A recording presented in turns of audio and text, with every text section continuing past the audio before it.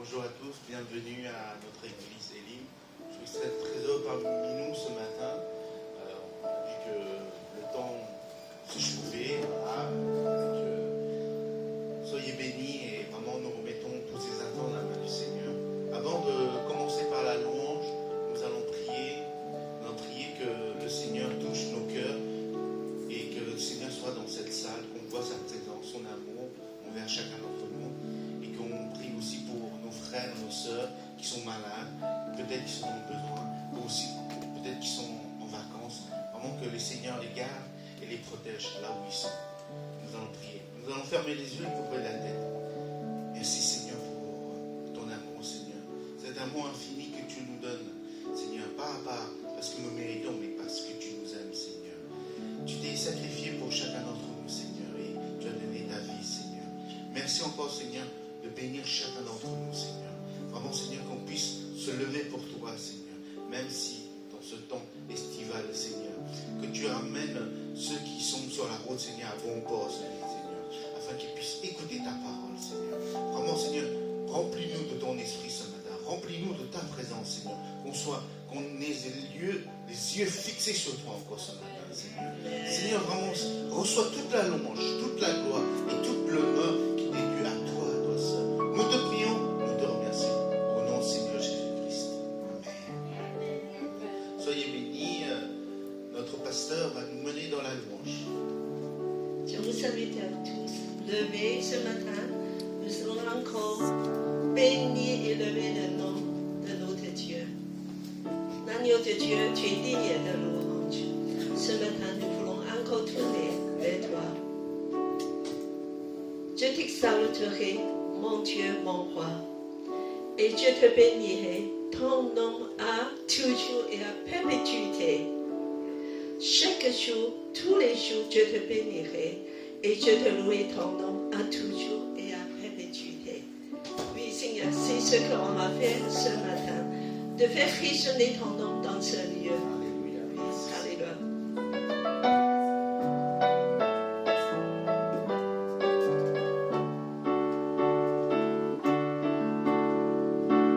Que ton nom résonne ce lieu. Que ton nom résonne ce lieu. Alléluia. Que ton nom résonne ce lieu. Jésus, que ton nom résonne ce lieu. Encore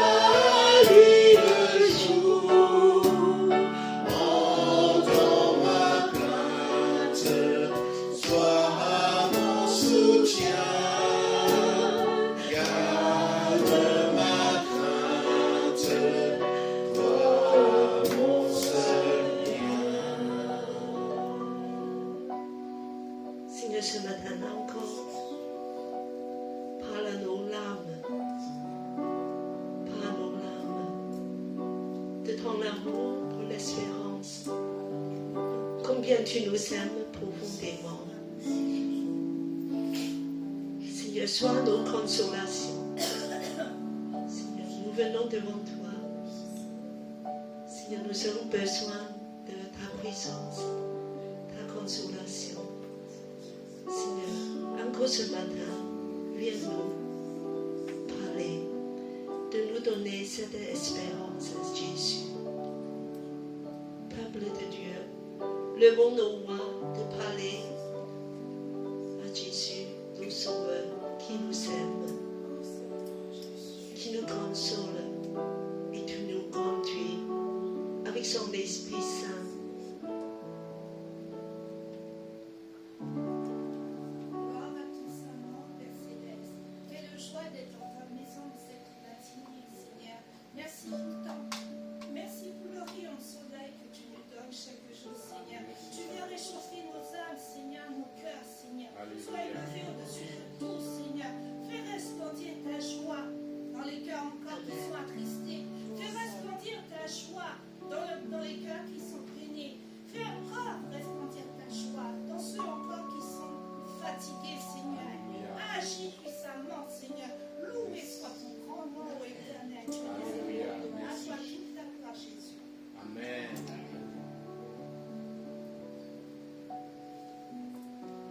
Continue à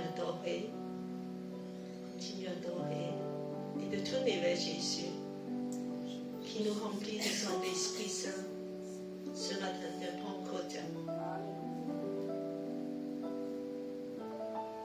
Reçois notre adoration, reçois nos louanges, Seigneur, parce que toi seul en es digne.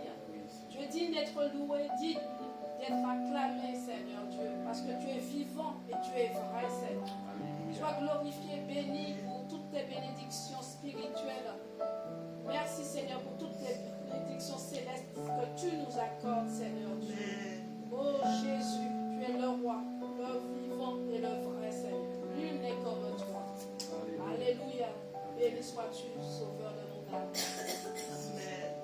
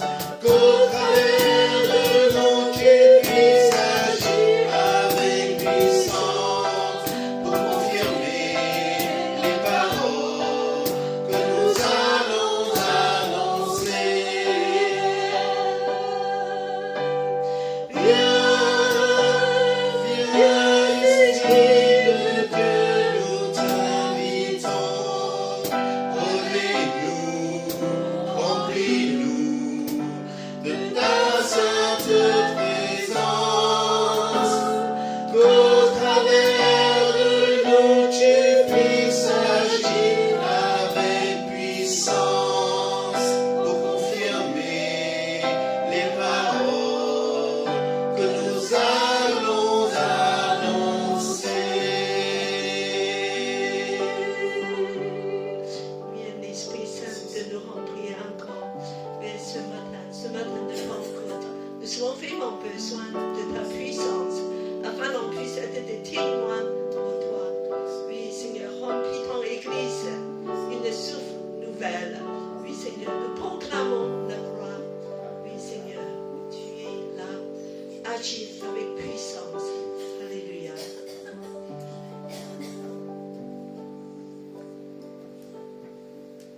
Prenez place. Continuons à adorer. C'est le moment des offrandes. Nous reprenons le premier chant.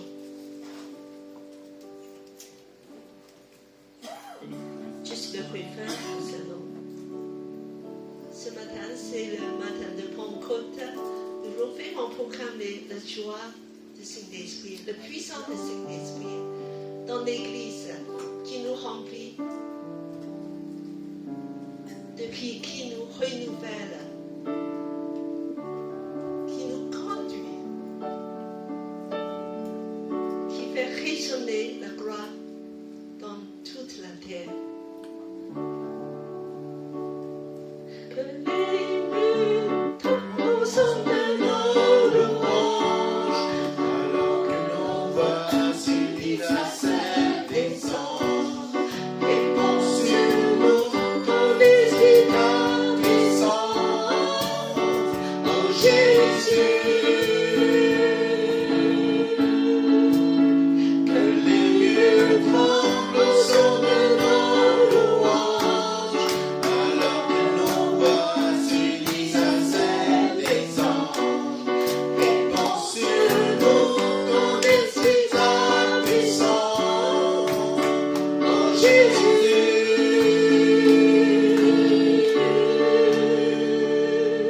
Que ton nom résonne dans ce lieu. Jésus, ce matin, gloire à toi.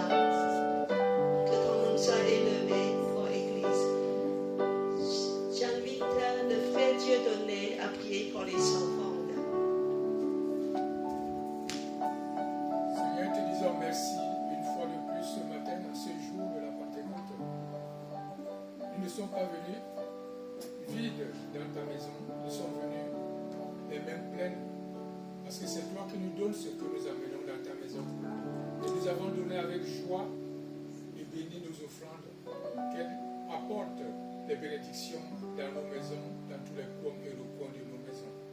Ceux qui n'ont pas pu donner, Père, que ce même esprit d'abondance vienne sur eux, afin que prochainement qu'ils puissent également te bénir.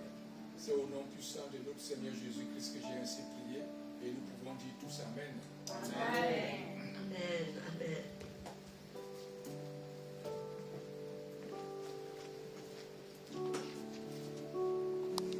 Merci, Pasteur Camille, pour la louange. Nous avons quelques annonces de LIP. Soyez les bienvenus pour ceux qui nous rejoignent. Et l'église Elim, on est une église des nations. Notre devise n'a toujours pas changé, c'est aimer Dieu, aimer la famille de Dieu et faire servir les autres. Bon, j'ai l'habitude de faire des disciples, mais bon, c'est pareil. Donc, nous avons quelques annonces. Alors, le premier, c'est que normalement, nous avons le parcours des disciples après le culte. Mais comme, cause de. Il y a beaucoup de leaders, voilà, de co-leaders qui sont absents, donc nous allons reporter le parcours des disciples, comme c'est marqué. Le prochain parcours des disciples sera le 7 juin. C'est ça, hein? Oui, voilà, c'est ça, le 7 Voilà, juin et le 20 et le 21. Voilà. 21 Voilà. juin. Toujours sur l'évangile de Marc, parce qu'on a étudié les fils, donc ce sera le 11 et le 12. Voilà. Donc si vous pouvez anticiper, vous pouvez relire, voilà, méditer sur Marc 11 et 12. Ok?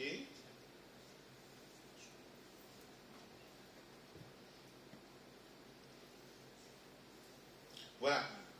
Donc Dimanche prochain, nous aurons encore la visite de notre sœur Sylvine, que vous connaissez déjà, donc celle qui va donner le message encore sur la guérison intérieure. Donc je vous encourage à venir, aussi à demander à vos amis s'ils ont vraiment des soucis par rapport à ça. Vraiment que notre sœur a vraiment, Dieu lui a donné ce don-là pour rationner, pour vraiment accompagner les personnes qui ont ces soucis-là.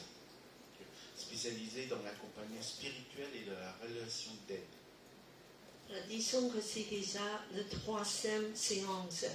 Et si vous voulez réécouter les anciennes, voilà, on est marqué le 25 janvier, nous avons vu, elle a abordé la colère et tous ces mécanismes, jusqu'à dans des neurones. Voilà. Et puis que la 2e séance, c'était le 8 mars sur le pardon. Et c'est un parcours, voilà, comment pour vraiment de prendre tous les moyens, c'est pas simple. Mais tout ça, vous pouvez écouter encore sur YouTube. Voilà, c'est disponible sur YouTube, vous tapez Elim et normalement vous retrouvez les dates correspondant à la prédication, la visite de notre sœur Sylvie. Et vous pouvez inviter des amis aussi. Voilà, donc.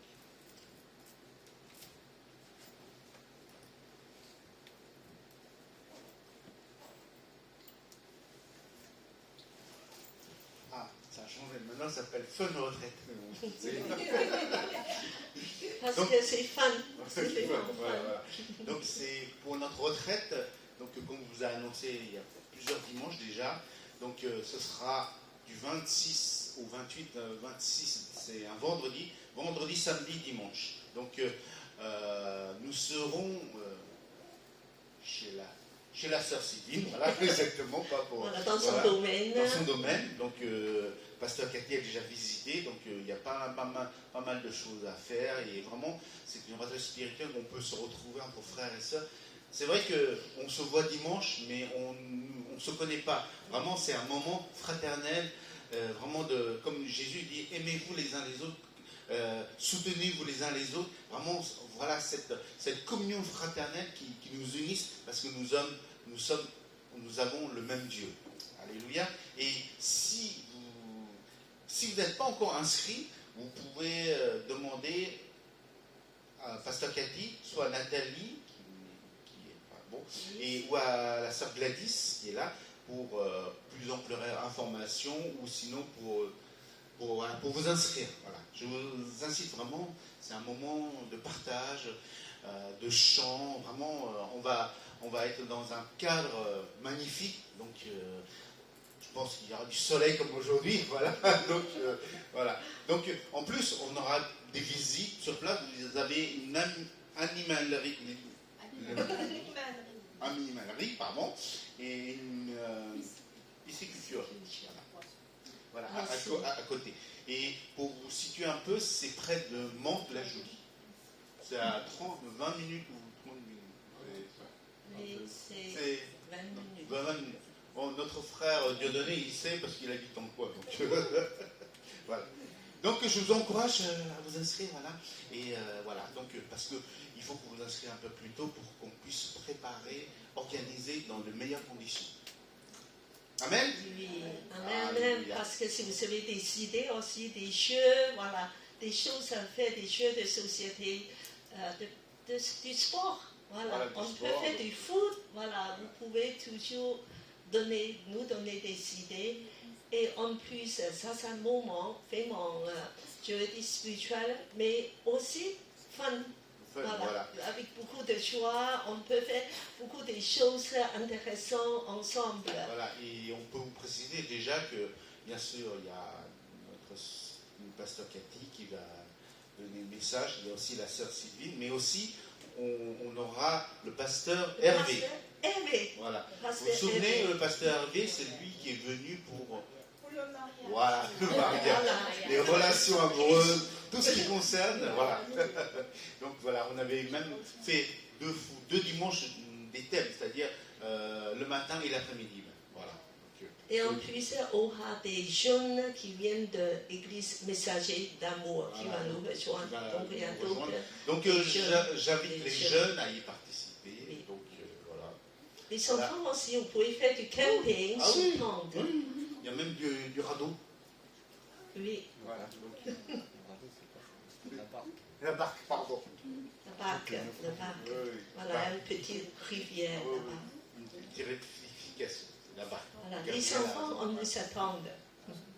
Donc c'est bon pour les annonces. C'est bon, il y a juste cette année.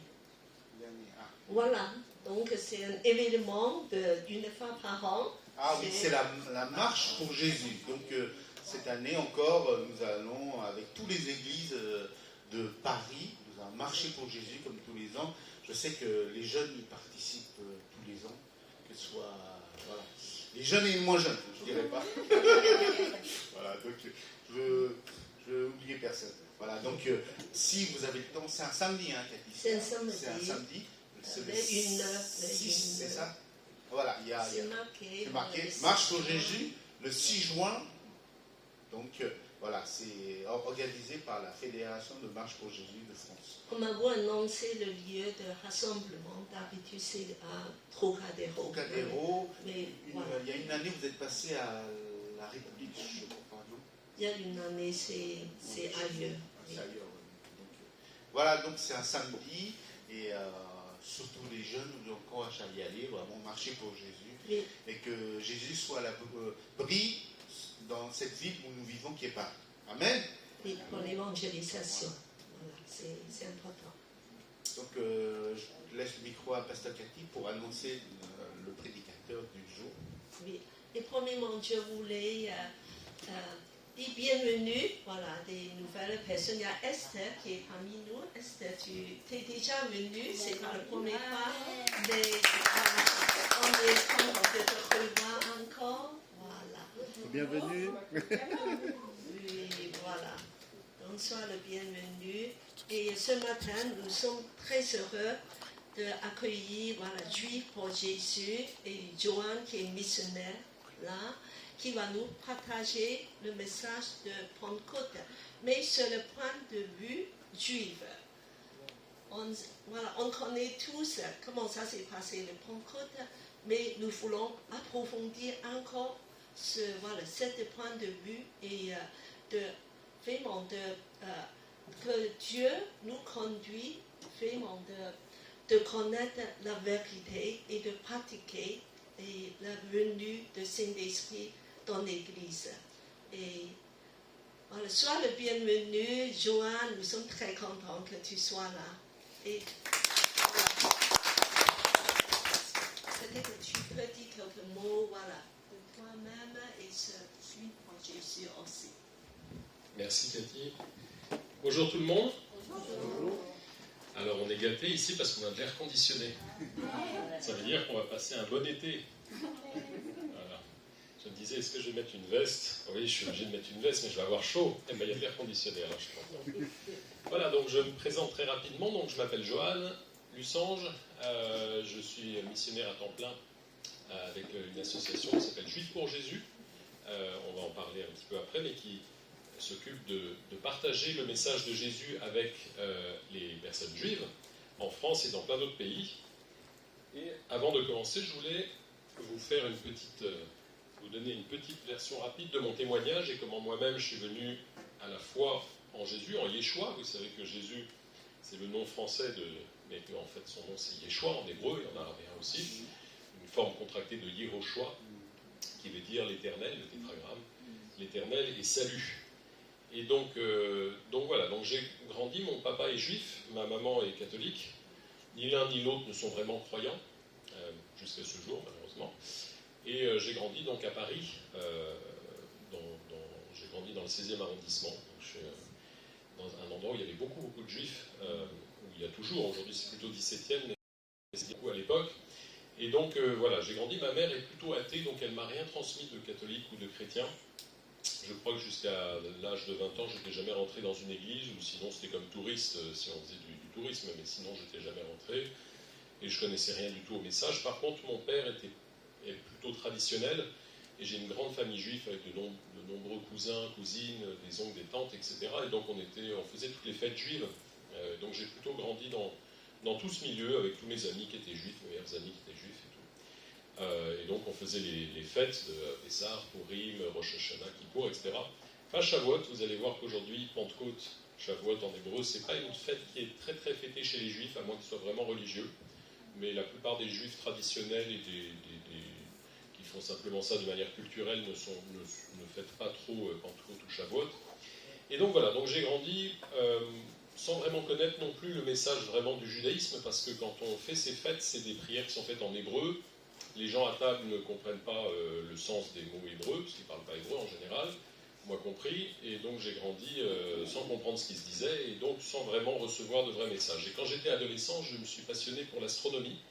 J'ai acheté un télescope et j'ai fait de l'astronomie amateur. Et je me suis passionné à partir de là pour l'astrophysique et la physique. Voilà. Mais quand je dis que je me suis passionné, ça a été vraiment une grande passion. D'ailleurs, je suis devenu physicien éventuellement, et j'ai passé 15 ans dans la recherche. Et c'est récemment, depuis quelques années, que je suis missionnaire maintenant. Mais c'était vraiment ma passion et surtout ma façon de voir les choses. Donc j'étais plutôt athée, plutôt matérialiste, athée, cartésien. Et pour moi, la façon de déterminer, de trouver la vérité, c'était la méthode scientifique qui était vraie, et certainement pas la religion, ou quoi que ce soit de spirituel. Et dans mon cursus universitaire, j'ai étudié au Danemark. Et quand je suis arrivé là-bas, je me suis retrouvé très seul, très esselé. Ça a fait ressurgir plein de problèmes du passé, des blessures du passé. Je vous fais une version courte de ma vie.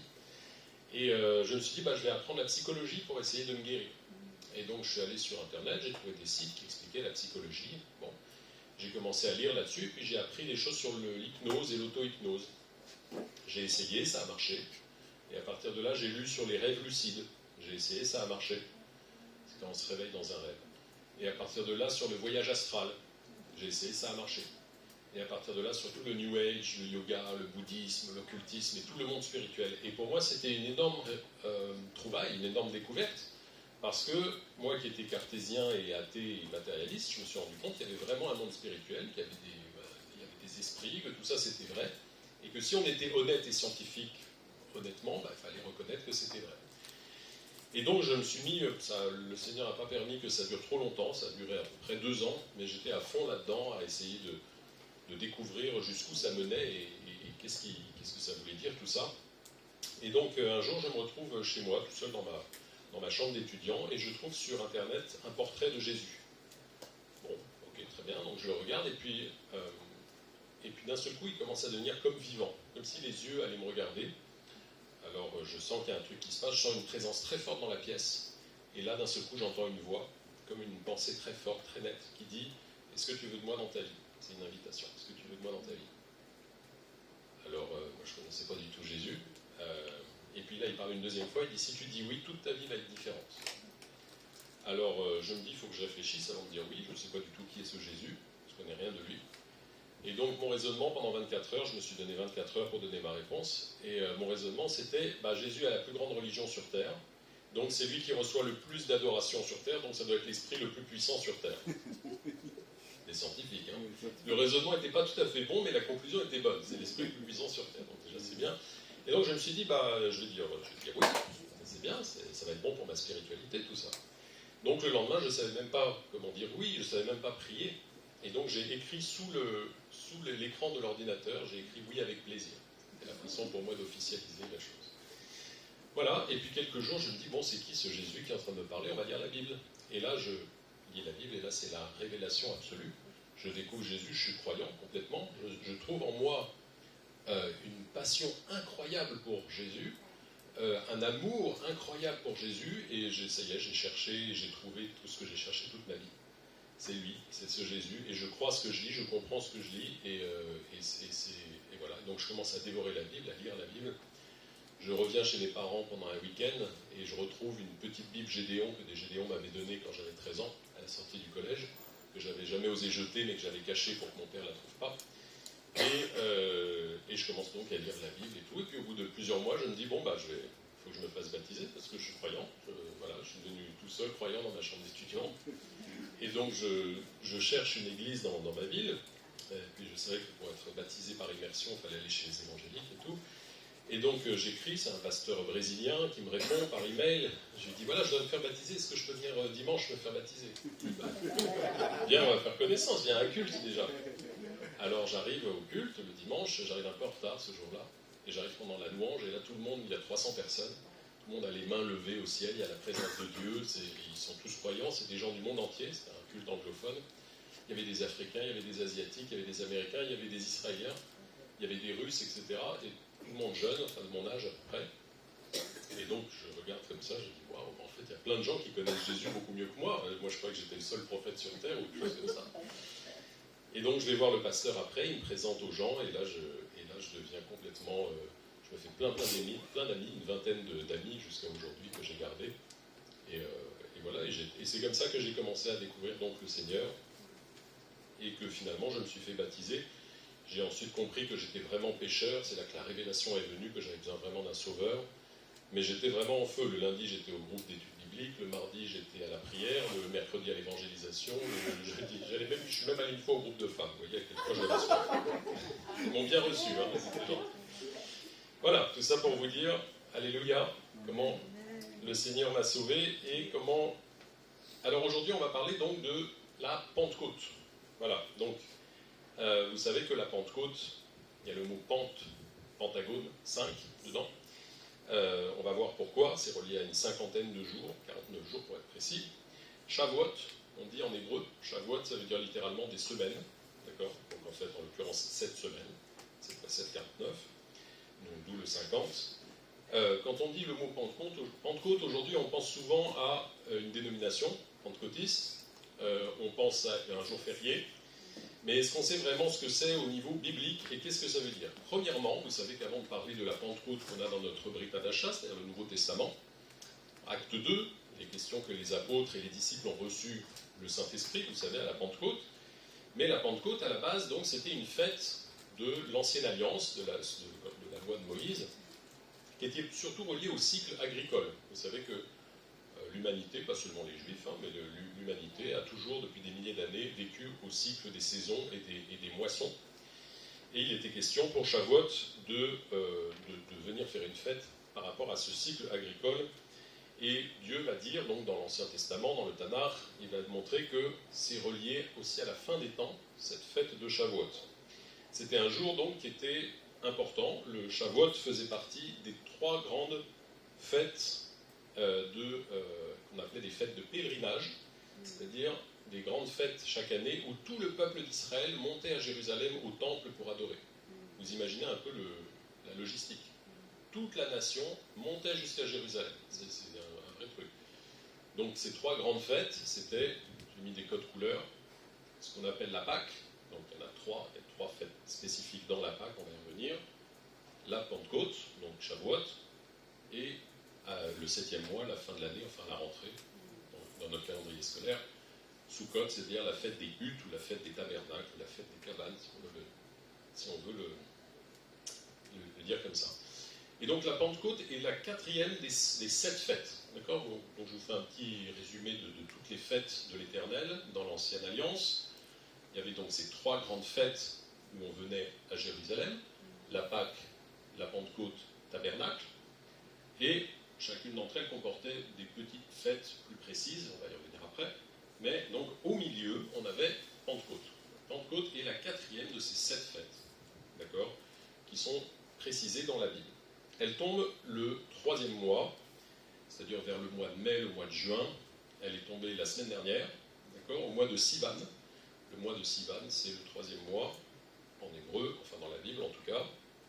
Donc elle est tombée ce jeudi, le 21 mai, cette année, au coucher du soleil. Et elle a duré 2 jours. Dans la Bible, elle est censée durer 1 jour, mais ici, depuis, les rabbins ont stipulé que dans la diaspora, c'est-à-dire en dehors d'Israël, on devait faire pendant 2 jours pour des raisons de sécurité, qu'on ne soit pas avant la fin de la nouvelle lune en Israël, etc. C'est un long débat, mais donc aujourd'hui, la tradition fait 2 jours. Bibliquement, c'est 1 jour en Israël. Alors, on la voit dans plusieurs passages de la Bible. Cette fête de Shavuot, elle est associée dans la Bible au don de la Torah. on n'a pas un passage biblique qui nous prouve de façon formelle que Shavuot ou la Pentecôte est associé au don de la Torah, de façon claire et précise. Tout ce qu'on sait, c'est que l'Assemblée d'Israël est arrivée au pied du mont Sinaï, vous trouvez ça dans Exode chapitre 19, au moment de ce 3e mois, après la sortie d'Égypte, donc après la Pessah, après la Pâque, et donc on en conclut que c'est plus ou moins associé dans le calendrier. Pentecôte est associé au don de la Torah. Pourquoi c'est important? Parce que le don de la Torah, le don de la loi de Moïse, le don des 10 commandements, c'est le don de la parole de Dieu, et la correspondance dans la Nouvelle Alliance, vous la comprenez, c'est le don du Saint-Esprit. Il y a une espèce d'association importante dans la Bible entre le don de la parole de Dieu et le don du Saint-Esprit. On a beaucoup de passages comme ça qui parlent de cette association, de cette unité entre l'Esprit et la parole de Dieu. L'un ne va pas sans l'autre. Quand il y a la parole de Dieu, il y a le Saint-Esprit qui est là. Quand il y a le Saint-Esprit qui est là, il y a la parole de Dieu. Voilà. Alors donc, ces fêtes sont pas appelées des fêtes juives. Ne croyez pas que c'est des fêtes juives. Elles sont appelées les fêtes de l'Éternel. Voilà, qui étaient stipulées dans la loi de Moïse, donnée au peuple juif, bien sûr. Et Dieu les appelle mes fêtes. Vous pourrez regarder dans Lévitique 23, verset 2. Parle aux enfants d'Israël, et tu leur diras, les fêtes de l'Éternel que vous publierez seront de saintes convocations. Voici quelles sont mes fêtes. D'accord? Et Lévitique 23 va résumer ces 7 fêtes. Le mot qui est utilisé pour une fête en hébreu, c'est moed. Moed, c'est un mot qui est très intéressant. Ça veut dire une convocation, un meeting, un rendez-vous, une réunion, un temps convenu. Voilà, c'est un mot qu'on retrouve dans ce qui va être l'ancêtre du tabernacle de Moïse, et lui-même du temple de Salomon et ensuite de Zorobabel, qui s'appelait la tente d'assignation. La tente d'assignation, c'était un peu comme le tabernacle, mais quand il était au milieu de la congrégation, le tabernacle va être placé en dehors. Il y a tout un truc à dire là-dessus. Donc la tente d'assignation, on peut dire un peu le tabernacle avant l'heure, eh ben, il est appelé le Ohel Moed. D'accord? C'est quoi? C'est la tente de rendez-vous. Moed, c'est un rendez-vous. D'accord? Donc c'est ça une fête. Les fêtes de l'Éternel, c'est les rendez-vous de l'Éternel. Là aussi, pourquoi c'est très important? Parce que 3 fois par an, le Seigneur avait fait en sorte de graver dans le marbre, enfin de rendre pérenne, de rendre, de ritualiser la chose qu'on venait, pas seulement à Jérusalem, mais rencontrer le Seigneur. Et donc ça s'applique à nous. Vous imaginez bien qu'on a, si eux, sous l'Ancienne Alliance, avaient besoin de manière régulière d'aller rencontrer, c'est-à-dire d'avoir un moment de Moël, un moment de rendez-vous avec le Seigneur, que nous, on a besoin exactement de la même chose. Et c'est pas 3 fois par an. C'est quand? Hein? Tout le temps. On a besoin d'être tout le temps avec le Seigneur.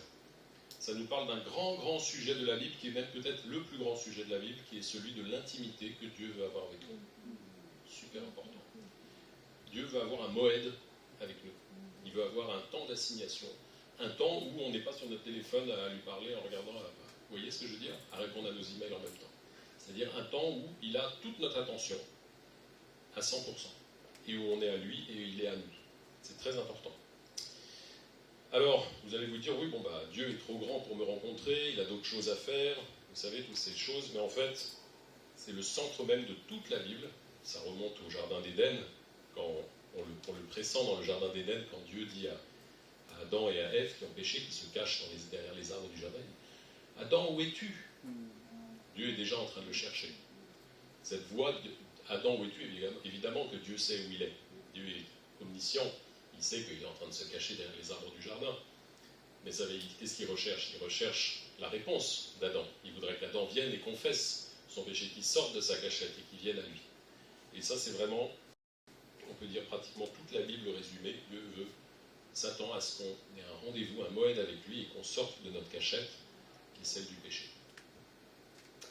Alors, on va lire maintenant donc Lévitique 23, versets 15 à 21. C'est un peu long, mais je vous promets que c'est le passage le plus long qu'on va lire aujourd'hui.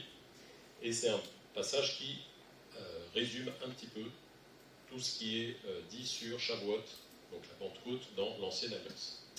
Depuis le lendemain du Shabbat, du jour où vous apporterez la gerbe pour être agitée de côté et d'autre, on va en parler, ça s'appelle l'Omer, vous compterez 7 semaines entières.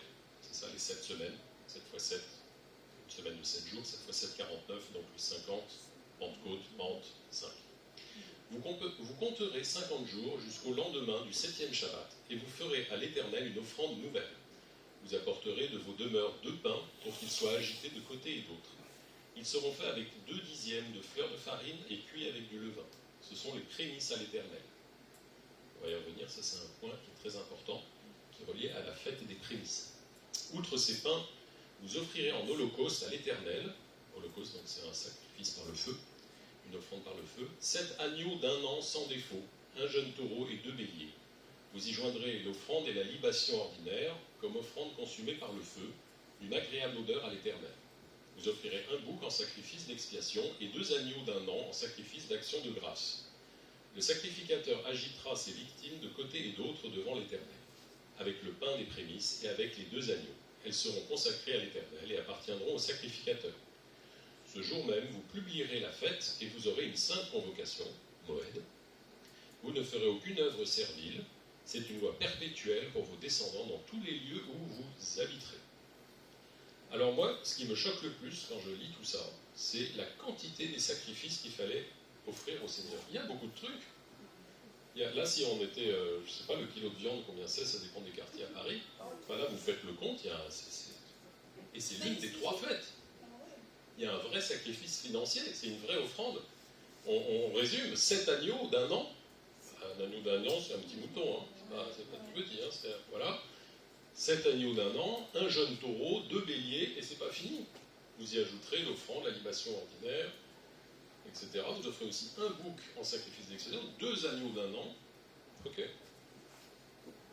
Ça nous enjoint à être généreux dans nos offrandes avec le Seigneur. Si sous l'ancienne alliance ils étaient comme ça, nous sous la nouvelle alliance, vous voyez. Alors on était dans une espèce de compte à rebours à la Pentecôte. Pourquoi? Parce que ici il est évoqué quelque chose d'important, c'est la gerbe qui est agitée de chaque côté. C'était le comptage de l'Omer. Qu'est-ce que c'est ce comptage de l'Omer? Eh bien c'est, on compte à partir du Shabbat qui va suivre la fête de la Pâque, et on va compter donc 7 semaines, c'est-à-dire 7 x 7, 49 jours, et chaque jour, on va agiter de part et d'autre, gauche à droite, l'Omer. L'Omer, c'est une mesure de volume qui correspond aujourd'hui à 2,2 litres, entre 2 et 2 litres et demi à peu près.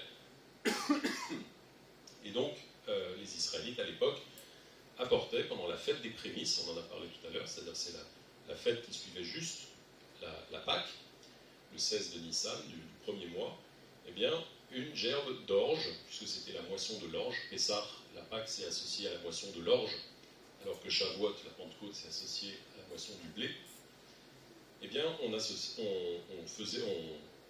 faisait vaciller comme ça une gerbe de part et d'autre d'orge, qui était donc coupée et apportée au temple comme offrande. Encore une offrande, sauf que là, ça durait 7 x 7, 49.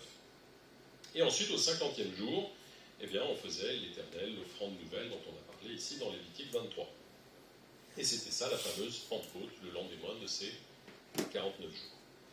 Alors, qu'est-ce que c'est donc ce comptage de l'Omer? C'est quelque chose que les Juifs aujourd'hui font encore, de façon symbolique, puisqu'il n'y a plus de temple, comme vous le savez, et selon la Torah, c'est pas cachère, c'est-à-dire c'est pas conforme de présenter une offrande si c'est pas dans le temple. C'est pour ça que ni à Pessah, ni à Pâques, ni à Pentecôte, ni à Tabernacle, on va faire des offrandes, et que par exemple l'agneau pascal qui avait été consommé en Égypte, etc., eh ben, il n'y a plus d'agneau pascal aujourd'hui. Pour la même raison, c'est parce que si on veut faire une offrande à Dieu aujourd'hui, eh ben, la loi de Moïse stipule très clairement que ça doit être fait de façon pour que ça soit cachère, pour que ça soit selon la loi de Moïse, eh bien, il faut que ça soit fait au temple. Il n'y a plus de temple à Jérusalem. Le temple a été détruit en l'an 70 par les Romains, et à la place, aujourd'hui, il y a une grande mosquée qui s'appelle la mosquée Al-Aqsa, qui est le 3e lieu saint de l'islam. Autant dire qu'on ne peut pas avoir un 3e temple de façon si facile. Voilà, je vais accélérer un petit peu. Donc il y a eu tout un débat entre pharisiens et sadducéens du temps de Jésus, de savoir si le Shabbat, à partir duquel on compte les 7 semaines de 7 jours, eh bien c'est le Shabbat, le vendredi, qui va suivre la fête des prémices, ou bien est-ce que Pessah lui-même, c'est-à-dire la Pâque, est un Shabbat? Et en fait, on peut faire une étude biblique poussée là-dessus, si ça vous intéresse, c'est un grand sujet. Il y a des pages et des pages du Talmud qui parlent de ça, et ça a été un grand débat, et pour faire court, je crois que c'est les pharisiens qui ont raison dans ce débat, eh ben, c'était que les fêtes de l'Éternel sont un Shabbat. Ça nous a été dit, tu ne feras aucune œuvre servile, quand on a lu le passage de Lévitique 23. En fait, la Pâque, la Pentecôte, Tabernacle sont des Shabbats, en eux-mêmes sont des jours de repos. Voilà, donc c'était vraiment quelque chose de communautaire qu'on faisait, et on se donnait rendez-vous, c'est un moed, au temple. Et c'est pour ça que dans Acte 2, qui est donc la Pentecôte dans la Nouvelle Alliance, qui correspond, eh bien on trouvait qu'il y avait des Juifs et des prosélytes de toutes les nations. Et ça a été d'ailleurs bien pratique pour l'avancement du message de Jésus, parce que ça a permis ces Juifs qui venaient de toutes les nations à Jérusalem pour fêter la Pentecôte, sont revenus chez eux dans différentes parties de l'Empire romain ou de nations environnantes, et ont pu donc rapporter chez eux dans leur communauté la parole de l'Évangile. Alors, on va lire Deutéronome 16, versets 10 et 16 à 17. Puis tu célébreras la fête des semaines, c'est-à-dire de Shavuot, et tu feras des offrandes volontaires, selon les bénédictions que l'Éternel ton Dieu t'aura accordées. 3 fois par année, tous les mâles d'entre vous se présenteront devant l'Éternel ton Dieu dans le lieu qu'il choisira, c'est ça dont je parlais, à la fête des pains sans levain, à la fête des semaines, donc pains sans levain c'est la semaine qui suit la Pâque, à la fête des semaines, donc Shavuot, Pentecôte, et à la fête des tabernacles, c'est Sukkot, la dernière. On ne paraîtra point devant l'Éternel les mains vides, oui, alors c'est toujours à chaque fois stipulé. Chacun donnera ce qu'il pourra selon les bénédictions que l'Éternel, ton Dieu, lui aura accordées. Okay. Voilà. Alors, on va un petit peu accélérer sur les types d'offrandes et les différents types de fruits et de moissons.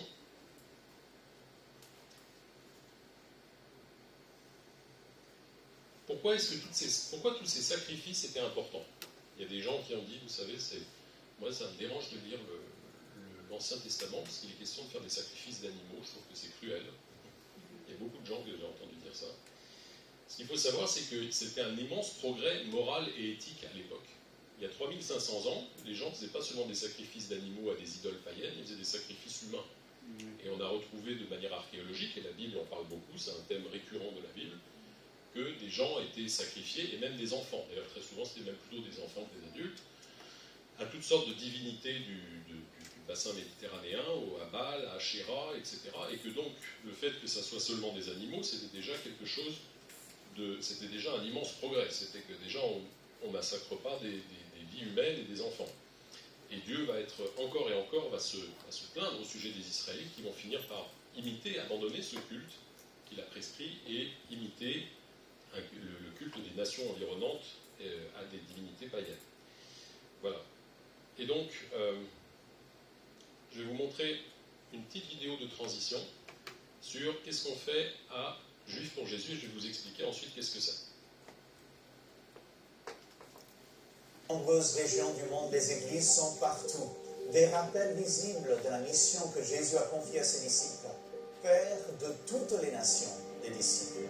Mais ici en Israël, où l'Église est née, a vu le jour, l'histoire est bien différente. C'est ici que Jésus a dit, je ferai de vous des pécheurs d'hommes. C'est ici que Jésus est mort pour les péchés du monde. Et pourtant, c'est ici, depuis l'endroit où je me tiens en ce moment, il n'y a presque aucune assemblée en langue hébraïque à des kilomètres et des kilomètres à la ronde.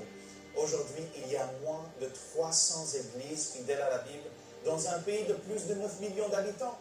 Je m'appelle Josué. Je suis juif croyant en Jésus et je suis le directeur de Juifs pour Jésus en France et en Suisse. Depuis que la guerre a éclaté en Israël, nous avons constaté une faim spirituelle sans précédent. Des centaines d'Israéliens nous contactent en nous disant par exemple « J'ai toujours pensé que Jésus n'était pas pour nous en tant que Juifs. Maintenant, aujourd'hui, je veux entendre sa parole, je veux lire ses enseignements. » Beaucoup viennent à la foi en Israël et en Europe, en France en particulier, mais il y a très peu d'églises qui peuvent en assurer leur suivi spirituel. Nous avons besoin de votre aide. Juifs pour Jésus, avec des partenaires locaux, est sur le point de lancer le tout premier réseau d'implantation d'églises en Israël. Notre objectif est de former et d'équiper une nouvelle génération de pasteurs et de leaders et de créer plus de lieux où les Israéliens pourront découvrir leur Messie, grandir dans la foi et vivre tout cela dans leur langue maternelle. Chaque communauté a une influence qui s'étend potentiellement sur au moins 15 à 25 kilomètres. Imaginez, frères et sœurs, la terre où Jésus a marché, où il a enseigné, imprégné de son message, rempli de son peuple. Aidez-nous à démarrer ce projet qui transformera ce pays en implantant des églises, en formant des responsables et en donnant à chaque Israélien la possibilité de découvrir son Messie. Ensemble, nous pouvons reconstruire l'Église là même où elle est née, en équipant les disciples juifs pour répandre l'évangile d'espoir, de paix et de réconciliation auprès de leur propre peuple. Les poissons sont nombreux et nous avons besoin de plus de pêcheurs. Serez-vous des nôtres?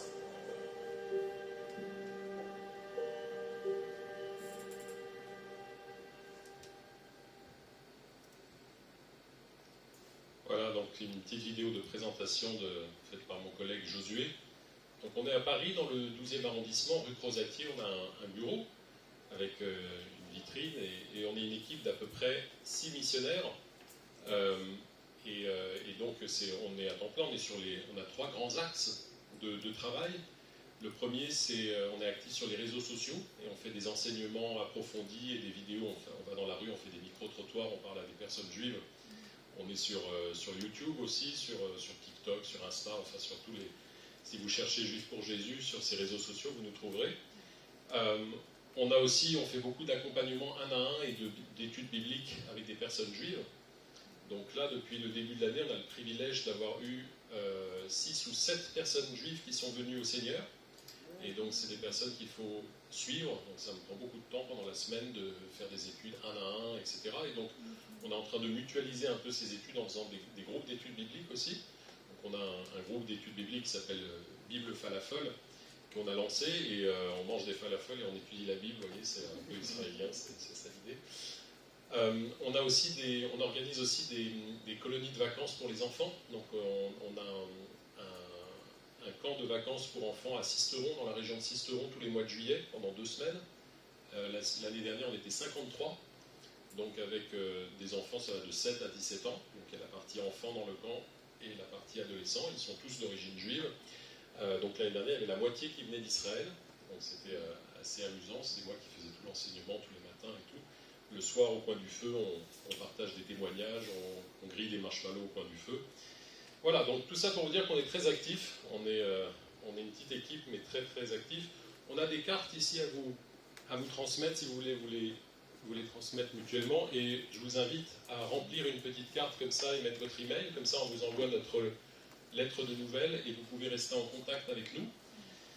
Et puis comme ça, vous pouvez prier pour nous. On a juste à la sortie une petite table avec quelques livres aussi, que vous pouvez acheter, aussi des flyers, des tracts qui sont gratuits si vous voulez comment témoigner à des personnes juives. Donc voilà, si vous avez besoin d'un stylo, n'hésitez pas à demander, remplissez ça et donnez-moi ou posez sur la table là-bas la petite carte après. Comme ça, on peut rester en contact. Je vais essayer de conclure maintenant en parlant un peu plus de Actes chapitre 2 et de la Pentecôte dans la Nouvelle Alliance. Vous savez qu'il y a plein de choses à dire là-dessus. On a tout un résumé juste sur la slide d'avant avec toutes les différentes offrandes à faire qui étaient dans l'Ancienne Alliance, mais on va surtout lire, avant de passer à ça, à Deutéronome 16, les versets 10 à 12. Et voilà ce qui est dit ici, c'est intéressant. Puis tu célébreras la fête des semaines, d'accord, et tu feras des offrandes volontaires selon les bénédictions que l'Éternel ton Dieu t'aura accordées. Tu te réjouiras devant l'Éternel ton Dieu dans le lieu que l'Éternel ton Dieu choisira pour y faire résider son nom, donc Jérusalem, au nom du temps. Toi, ton fils et ta fille, ton serviteur et ta servante, le Lévite qui sera dans tes portes et l'étranger, l'orphelin et la veuve qui seront au milieu de toi. Tu te souviendras que tu as été esclave en Égypte, et tu observeras et mettras ces lois en pratique. Et ça, c'est quelque chose qui va être rappelé à chaque fois lors de ces Moed, donc de ces fêtes, de ces 3 grandes fêtes, donc Pâques, Pentecôte et Tabernacle. À chaque fois, il est question de se souvenir de ce que Dieu a fait dans notre vie. Il y a quelque chose qu'on oublie, nous, en tant que disciples de Jésus, en tant que chrétiens, on oublie souvent de se souvenir de toutes les bonnes choses et grandes choses que Dieu nous a faites. Et conclusion, quand on arrive dans l'adversité, devant un défi, devant un challenge, dans une tribulation, on oublie, ah Dieu, où est-ce que t'es? Et il nous dit, Ben, souviens-toi de la dernière fois où tu as été dans une tribulation. Souviens-toi comment je t'ai sauvé de là, comment je t'ai délivré et comment j'ai été fidèle. Et donc on a cette espèce de schéma qui se répète dans l'Ancienne Alliance, et je pense que ces choses ont été écrites pour nous qui vivons aujourd'hui en 2026, et ça s'applique à notre propre vie personnelle et notre propre marche personnelle avec le Seigneur, de se souvenir de ce que Dieu avait fait pour Israël en Égypte en les délivrant de la maison de l'esclavage. Et donc c'est le principe de la Pâque, et c'est le principe aussi de Shavuot, donc de la Pentecôte, qui va être répété. Voilà, alors maintenant on va passer donc sur Acte 2, et on va lire le passage de Acte 2. Vous connaissez tous ce passage. Le jour de la Pentecôte, ils étaient tous ensemble dans le même lieu. Donc là, vous connaissez le passage, donc c'est les disciples qui sont quelques jours après que Jésus soit monté au ciel, devant eux.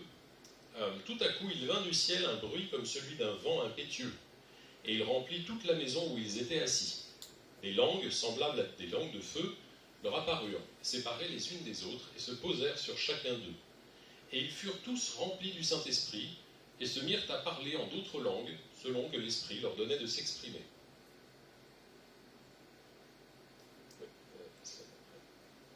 Ils étaient tous dans l'étonnement, et ne sachant que penser, ils se disaient les uns aux autres, donc j'ai accéléré au verset 12, « Que veut dire ceci ?» Mais d'autres se moquaient et disaient « Ils sont pleins de vin doux. » Alors Pierre, se présentant avec les 11, éleva la voix et leur parla en ces termes. « Hommes juifs, et vous tous, qui séjournez à Jérusalem, sachez ceci et prêtez l'oreille à mes paroles. Ces gens ne sont pas ivres, comme vous le supposez, car c'est la 3e heure du jour. Mais c'est ici ce qui a été dit par le prophète Joël. Dans les derniers jours, dit Dieu, je répandrai de mon esprit sur toute chair. Vos fils et vos filles prophétiseront, vos jeunes gens auront des visions, et vos vieillards auront des songes. Oui, sur mes serviteurs et sur mes servantes, dans ces jours-là, je répandrai de mon esprit, et ils prophétiseront. » Alors c'est un très beau passage, il est en train de citer le prophète Joël, et on va voir qu'à la suite de ce sermon de Pierre, en acte 2, eh bien, il va y avoir 3000 personnes juives qui vont être sauvées et qui vont demander le baptême, qui vont être baptisées. Donc un grand accroissement de la petite église de l'époque. Et pourquoi c'est encourageant? Parce que d'un point de juif, quand on lit ça, 3000, c'est pas un chiffre anodin. Vous savez que... Est-ce que ça vous fait penser à quelque chose? 3000? Oui.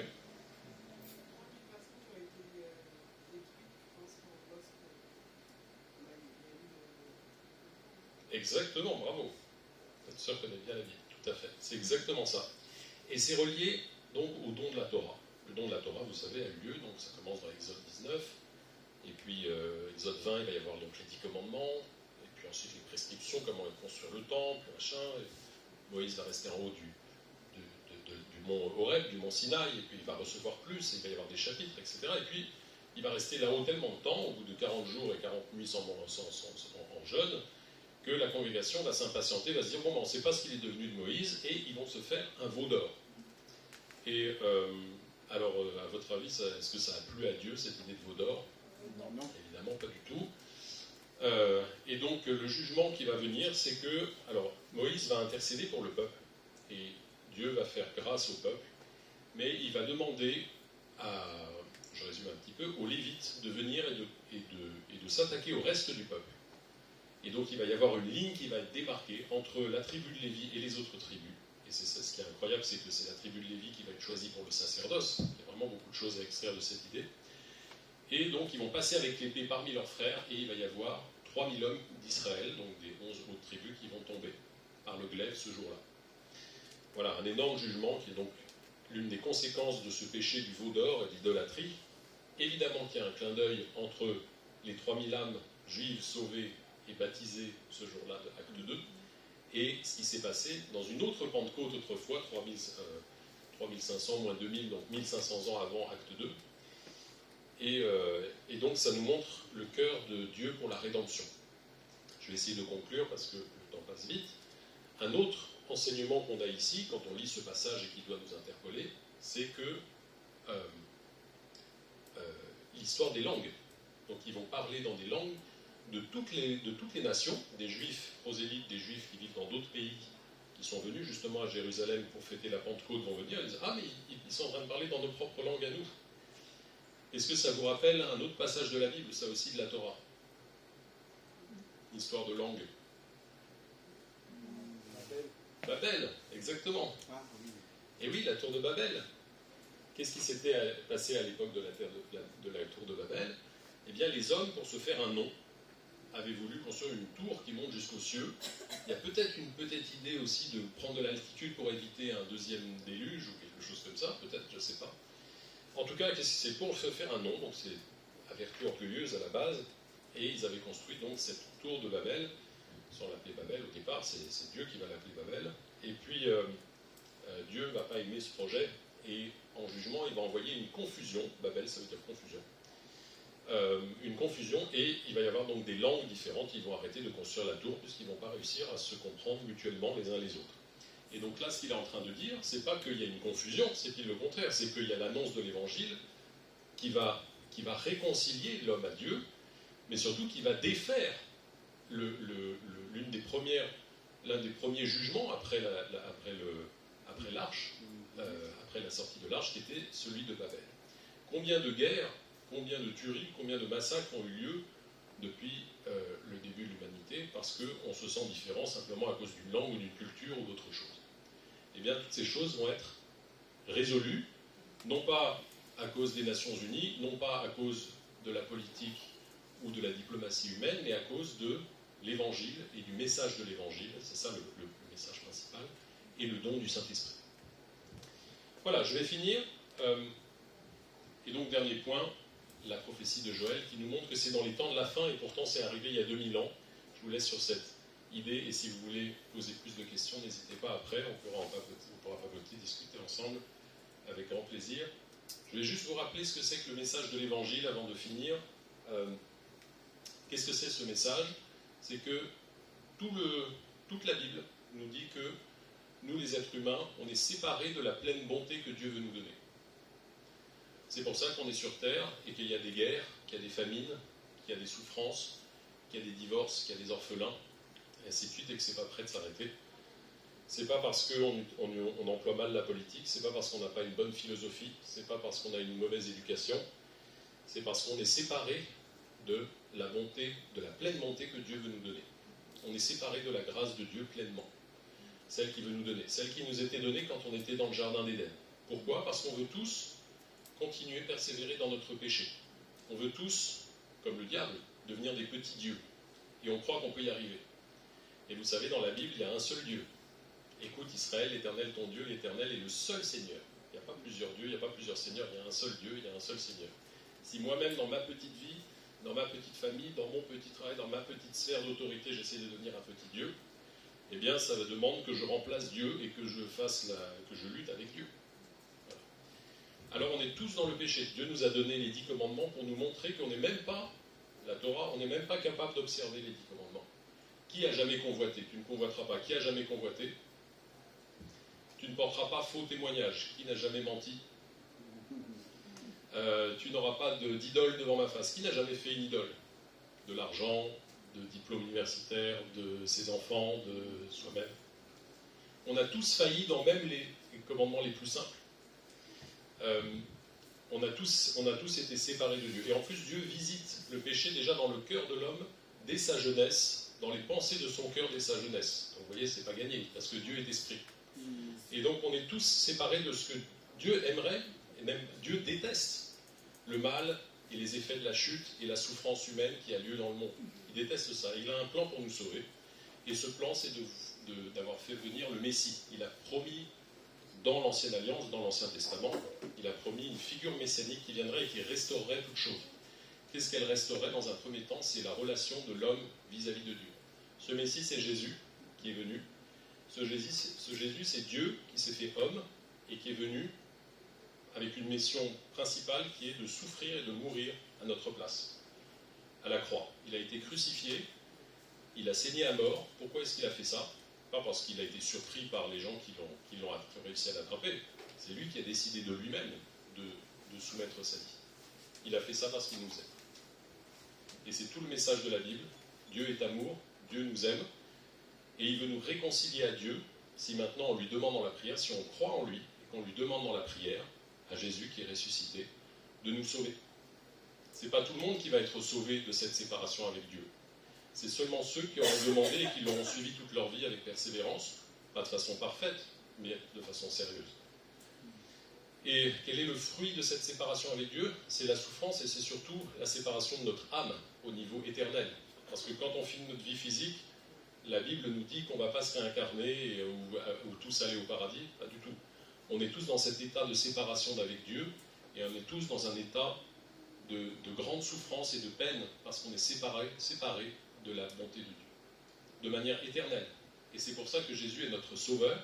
Et c'est pour ça que Jésus est vivant. Ce que je suis en train de dire, ce n'est pas juste une philosophie, ce n'est pas un mythe ou une légende ou une belle histoire.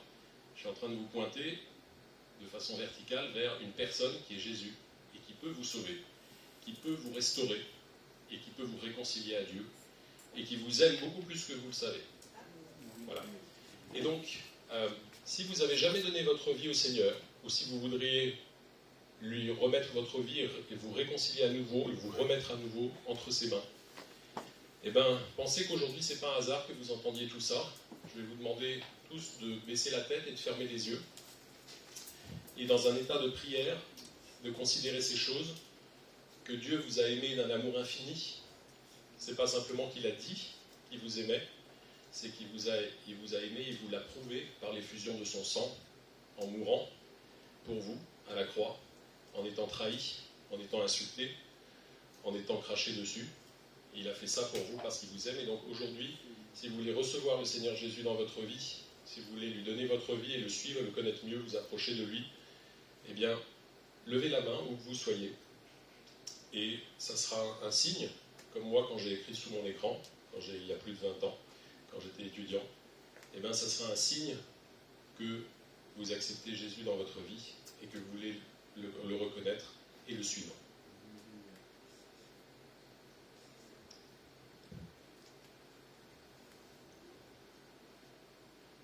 Voilà, je vais terminer par une prière. On te remercie, Seigneur, pour ce temps passé ensemble à étudier ta parole. On sait que ta parole et ton esprit ne vont jamais loin l'un de l'autre, ils sont toujours conjoints, qu'ils sont toujours ensemble.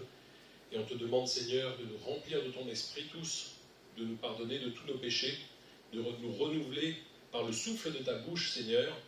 Et en cette semaine de Pentecôte, que tu nous ramènes à toi dans un moed, dans un moment de rendez-vous divin avec toi, où nous nous donnons pleinement à toi, où nous te rencontrons dans l'intimité et où nous te faisons Seigneur et Sauveur de notre vie.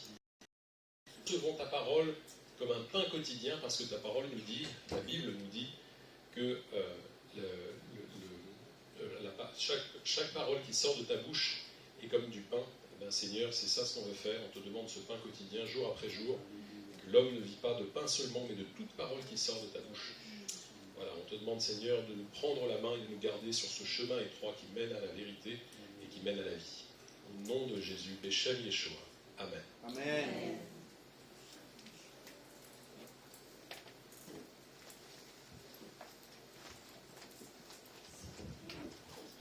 Merci frère Joël pour le message sur Pentecôte. Du point de vue juif, voilà, donc soyez bénis. On se donne rendez-vous dimanche prochain pour le culte. Donc, pour ceux qui sont là, si vous avez des questions à poser au frère, voilà, il est là, voilà, pour vous répondre. Soyez bénis et à dimanche.